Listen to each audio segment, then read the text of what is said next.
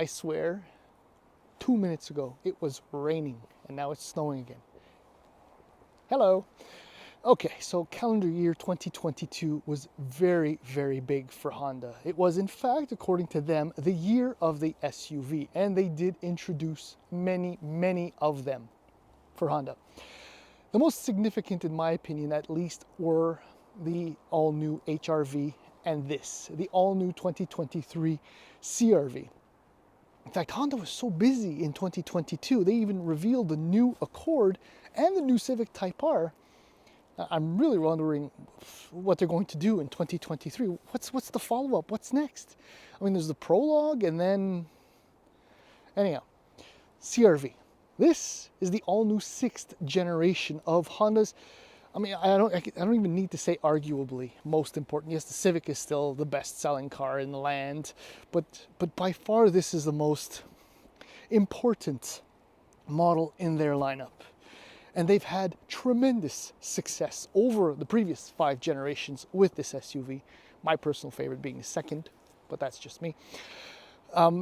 Always in the top 2, top 3 best-selling SUVs in the land. They're all in the land, Canada. They're all over the place. Just driving to this spot to shoot the video, I must have crossed 40 of them, and it's only about 3 kilometers away from my house. But there's a thing.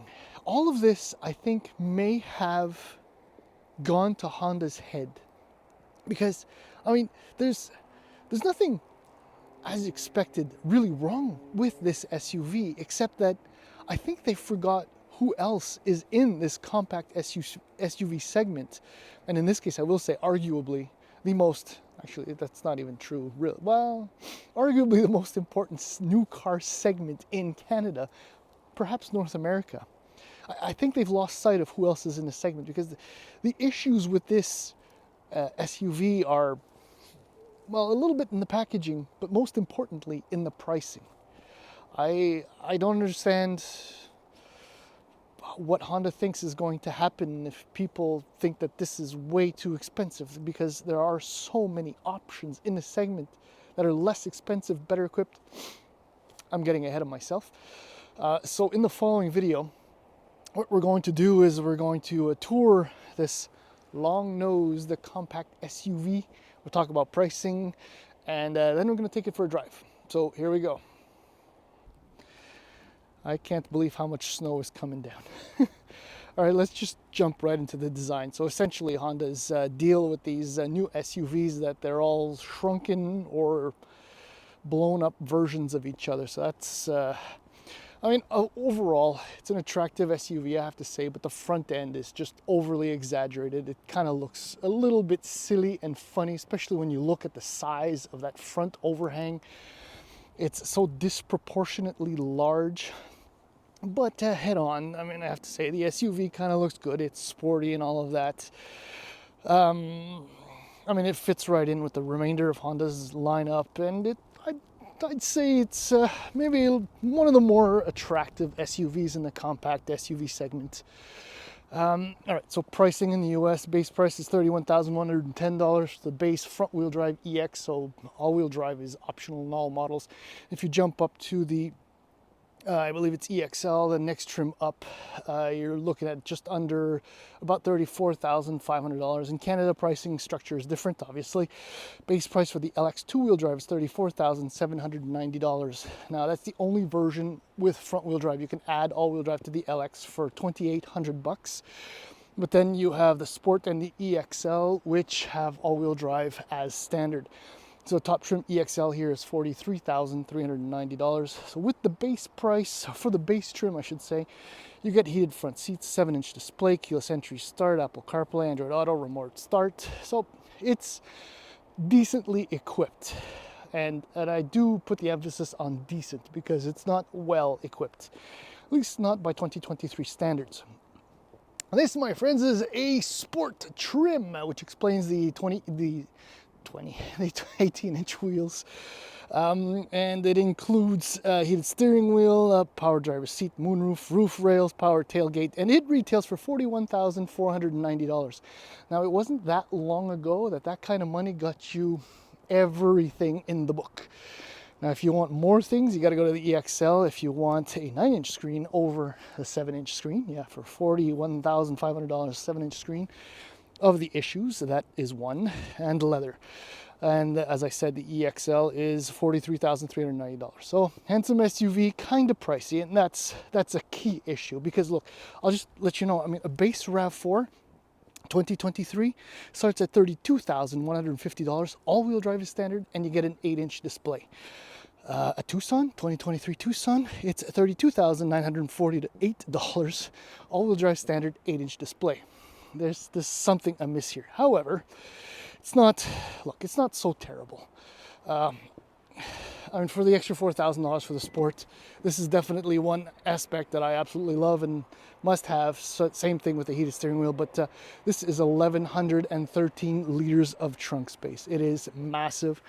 The load floor right now is in the lower setting. You can see like the little lip there. That is ginormous for a compact SUV. You can't really beat that. In fact, it's bigger than a lot of mid-size SUVs. It is being used as the family SUV, and so Honda-like. 90-degree opening for the rear doors. That is so brilliant for getting the kids in and out and for putting the seats in and all of that. Loads and loads of space. You won't get another human between the two seats, but that's not really an issue. But that's my driving position. Look at the amount of space. It's huge. Okay, so getting on board. Look, fit and finish is very Honda. It looks good. It's all well put together. There's nothing bad to say as far as that's concerned. Let's just get on board. Yeah, so power lumbar once you step up to the Sport. Let's start it up. Turn the wipers off. Turn the heated steering wheel on. So there's your partially digital and analog display. It's very simple. Essentially, the whole of the dashboard is lifted from a CRV and then a Civic, and then lifted for the CRV. It's beautiful, I have to admit. It looks really, really good in every respect. There isn't anything wrong to say here, or something wrong with what we're seeing. Oh, I guess I have a snowflake in my lens. Oh well. So that's your 7-inch display. That's sad for $41,500. It really should not be like that. It's kind of sad, to be quite honest. It works, sure, everything's fine, but it's just, it's a little too high. Also in the screen, it doesn't really cut into visibility because it's just below the sight line. Speaking of sight line, visibility is great over here. But I mean, that's really the downside. Otherwise, you have hill descent, your drive modes. Yeah, so there's normal, and then there's, geez, I can't see snow, and econ and normal. There they are. Brake hold is always a really nice feature in most vehicles. Storage is very nice. Can't complain there. Door bins are good. Oh, and the seats, I almost glossed over them. They're actually really supportive. Big bolsters. The seating position down here is very cushiony but firm, a la Honda. I know it's kind of silly, but this, for the price, it doesn't sit well for me. And no wireless charging either, which is something you get in other models too. Same with wireless Apple CarPlay and Android Auto. It doesn't get worse and it doesn't get better though when we get on the road, so let's do that now. At least it's got a shifter. No, okay. That wasn't the SP being shut off. What? Yeah, it's got a heated windshield too. I really like that. Okay, so this might be the all-new 6th generation CRV, but making a return is the turbocharged 1.5-liter 4-cylinder engine mated to a CVT. That's right. So the 1.5 puts out 190 horsepower at 6,000 RPM. You know what? I'm just going to turn it back on just in case. And 179 pound-feet of torque from 1,700 to 5,000 RPM. Which, you know, initially, as with most CVT vehicles, the engine, the powertrain is very punchy, but it kind of quickly, even though, you know, the power is supposed to remain available higher up in the rev range, it really kind of feels like it tapers off until you back off from the throttle, and then it kind of wants to coast forward. Anyway, it's CVT business, but if you can drive it reasonably, so you know what, I'm normal, I'm going to go back into econ. It's absolutely fine. It's nowhere near the most powerful in the segment, nor the most responsive, and well, it's not the most fuel efficient either. But it's just okay, and I think that basically summarizes the driving experience of the CRV. In fact, I think it summarizes the CRV as a whole. It's okay. Maybe the best part, fuel consumption. You're looking at an average of about an 8.4, 8.5 liters per 100 kilometers, at least according to Honda. I'm averaging about 9.2, which is very reasonable, very realistic, given the weather conditions and the cold temperatures and all of that. So I think 8.5 in ideal driving conditions is very, very real for the all-wheel drive. Obviously, you take the front-wheel drive, that drops to just below 8 liters per 100 kilometers, but you live in this country or above the snow belt, you go all-wheel drive, you'll never regret it. The best part by far, I think, of the CRV is its ride quality. It's actually quite comfortable. It's a fairly plush, comfortable riding, more so than I would say a Sportage, for example, or maybe even a CX-5. It's a McPherson up front, multi-link in the rear. It doesn't glide, but it's not as harsh as the CRV may have been in the past. Look, like I'm saying, the ride quality is nice. Steering, look, this used to be, and I said this about the Cayenne, this used to be kind of the Honda of SUVs with a slightly more dynamic driving experience, a little bit more performance, a little bit more give and, well, not take, but communication between the driver and the front wheels. But now it's just an SUV with a Honda badge on it, kind of like the Cayenne is an SUV with a Porsche badge on it.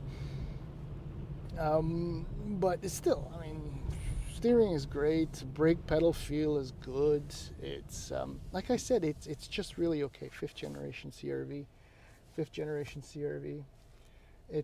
They are absolutely everywhere, and I get it. I haven't said much about the driving experience because there isn't anything really to report, and I have a hybrid coming in the near future, but from discussions I've had with colleagues so far, fuel efficiency versus pricing and all that, there might be a little bit too much take for the give, I suppose. Look, handling overall, yeah, it's comfortable. It still handles just fine. It weighs about 3,600 pounds, give or take, so it's right smack in the middle.